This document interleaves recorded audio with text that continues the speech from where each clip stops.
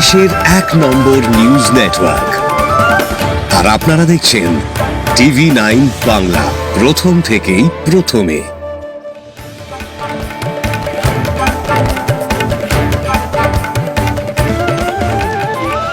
বাংলাদেশ জাতীয়তাবাদী বিএনপির ভারপ্রাপ্ত চেয়ারম্যান তারেক রহমান কর্তৃক রাষ্ট্রকাঠামো মেরামতের ৩১ দফার পক্ষে জনমত গঠনের লক্ষ্যে সুনামগঞ্জ জেলার মধ্যনগর উপজেলার চামরুদানী ইউনিয়নের ৫-৬ নং ওয়ার্ড বিএনপি এবং অঙ্গসংগঠনের নেতাকর্মীদের নিয়ে পথসভা ও গণসংঘ করেন সুনামগঞ্জ ১ আসনের বিএনপির মনোনয়ন প্রত্যাশী জেলা বিএনপির আহ্বায়ক কমিটির সদস্য এবং তাহিরপুর উপজেলার সাবেক চেয়ারম্যান কামরুজ্জামান কামরুল।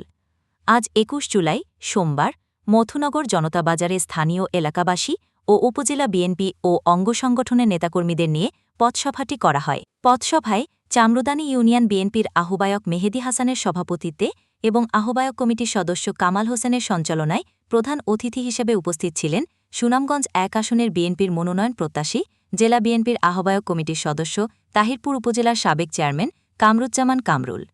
এ সময় বক্তব্য রাখেন মধুনগর উপজেলা বিএনপির আহ্বায়ক আবে হায়াত, তাহিরপুর উপজেলা বিএনপির যুগ্ম আহ্বায়ক মেহেদী হাসান উজ্জ্বল, সাখাওয়াত হোসেন, আমির শাহ, মথুনগর উপজেলা বিএনপির আহ্বায়ক কমিটির সদস্য বিপ্লব সরকার, নান্টু সরকার, ইউনিয়ন বিএনপির আহ্বায়ক কমিটির সিনিয়র যুগ্ম আহ্বায়ক হোসেন, শহীদুল ইসলাম আকাশ, নির্মল মেকাম, ফুল মিয়া, কামাল খতাকার, শহীদুল ইসলাম, উপজেলা যুবদল যুগ্ম আহ্বায়ক মহিবুর রহমান মানিক, উপজেলা ছাত্রদল